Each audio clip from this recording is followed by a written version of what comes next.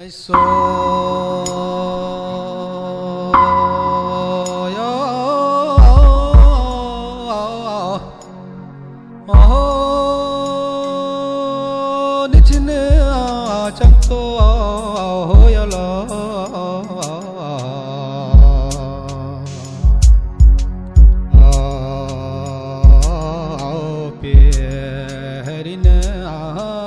in a remote, barely accessible corner of India's northeastern extreme lies the historically important town of Tawang.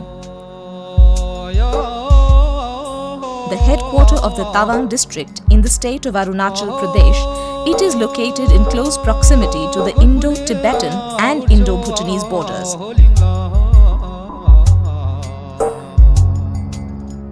Synonymous for most Indians with the Indo-China War of 1962, Tawang is a Buddhist majority town with a small population of Bengali shop owners as well. In the month of January every year, when temperatures fall to as low as 15 degrees Celsius below freezing, when heavy snowfall and the biting cold bring life to a standstill, a grand structure of Buddhist architecture dating to the 17th century gets a buzz with spiritual and religious fervor. Much like other Buddhist monasteries, it is located on a promontory on the outskirts of the city. The second largest Buddhist monastery in the world, outside Lhasa in Tibet, the Garden Namgyal Latse Monastery plays host to a very important Buddhist festival. A festival that is the epitome of the strength of faith.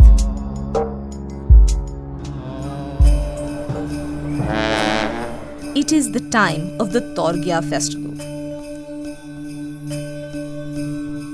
Celebrated to ward off evil spirits and usher in happiness and prosperity, Torgya is a festival of the Monpa tribe of Tibetan Buddhists.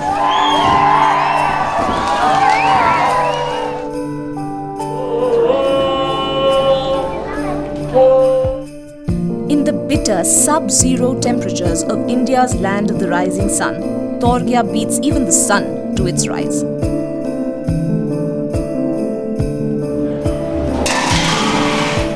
Prayers begin in the main prayer hall of the monastery in hours of the early dawn. Lamas, both young and old, assemble in the main prayer hall of the monastery, which also houses a 26-foot-high Shakyamuni Buddha statue.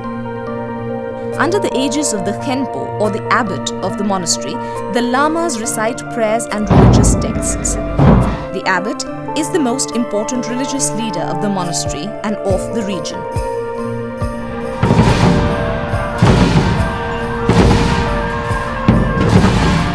The recitation is accompanied by the sounds of drums, cymbals and the occasional dungchen or Tibetan horn.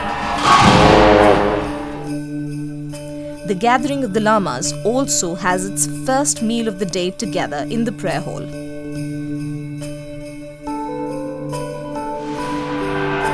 While prayers go on in the prayer hall, the courtyard acts as the venue for the Monastic Dances or cham, each of which has a meaning and message behind it.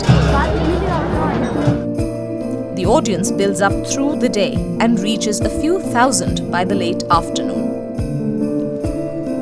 These thousands of devotees come mostly from nearby areas for this 3-day festival. Such is the charm of the festival that people from neighboring areas of Bhutan walk past the border to Tawang to witness the celebrations and seek blessings. And one can find a handful of foreigners and Indian tourists as well, attracted by the lure of this enigmatic festival.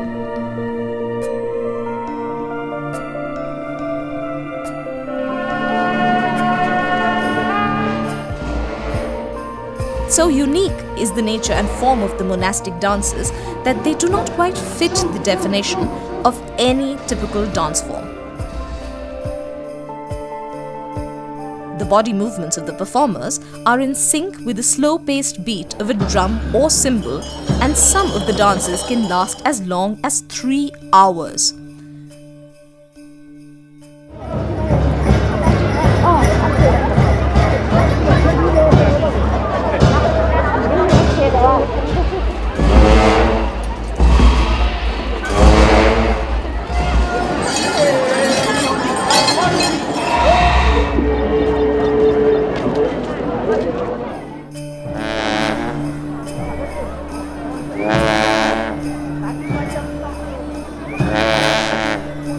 Dancers in each of the dances wear masks and use props which may depict anything from deities to animals to birds or even angels. These monastic dances tell stories from Buddhist legends, represent the culture of the Mon religion, demonstrate the victory of good over evil, or even the fate of a sinner who has to end up in hell. The audience, comprising primarily of Tibetan Buddhists, can be seen enjoying and relating to the dance performances. The audience also constantly cheers for the performers. As many as 21 dances are performed over the 3 days of the festival.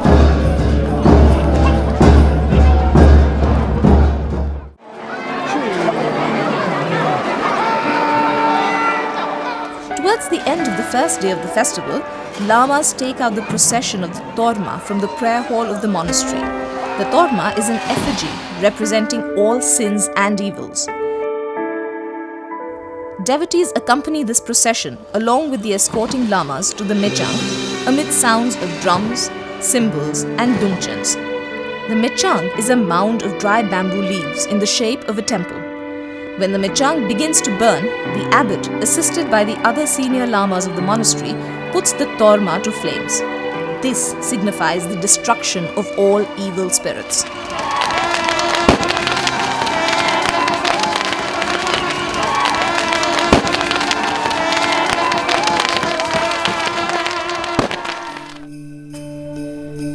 While dances continue on the second morning, a palanquin of an idol of Maitreya Buddha is taken to circumambulate the monastery. The palanquin is kept at various places in the monastery premises for the general public to pay its respects to it. Lamas also hand out sacred threads or rungmas to the devotees who come to the palanquin.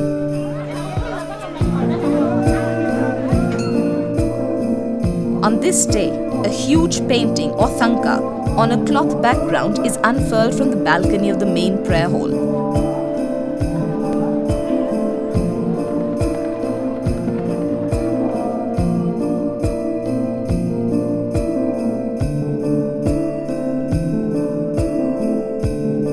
Monastic dances continue through the day, leading up to a public blessing ceremony by the abbot. The size of the crowd swells hugely for this ceremony.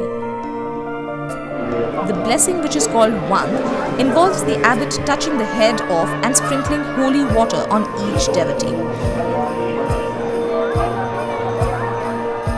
Parents make a great effort to get their newborn babies blessed, some even handing them to police personnel or other devotees to be taken to the abbot.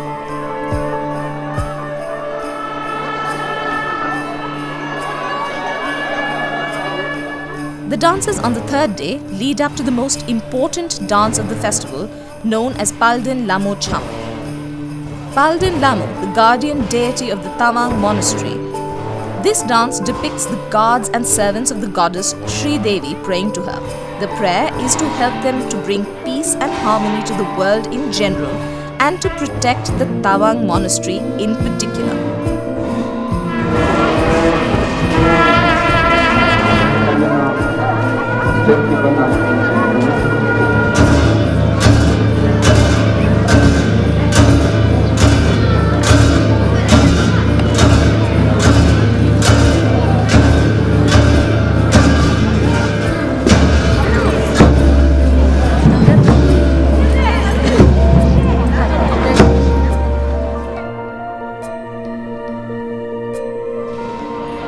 Every third year, the Torgya festival is celebrated on a much grander scale and takes the name Dungyur. The celebration of 2016 was such a celebration.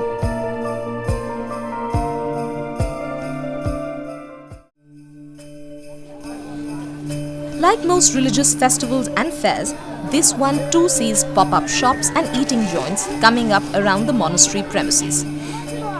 These shops and vendors sell everything from fruits and local vegetables to handicraft items and clothes. The festival is the ultimate test of the spirit of a believer. The biting cold that would numb the senses of any person fails to dampen the spirit of the charm performers. Some of the dances are done barefoot and some with barely any clothing.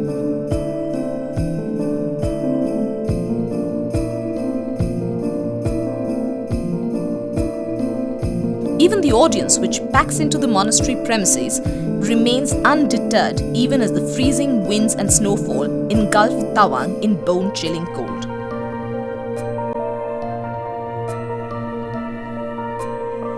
The uniqueness of the culture, the myriad of colors and designs of the clothes of the devotees, and an ethereal landscape lend an otherworldly feel to this grand festival. Whether one desires to see the strength of faith or wishes to embark on the adventure of a lifetime, Tawang positions itself as the place and Torgya as the festival for a life-changing experience.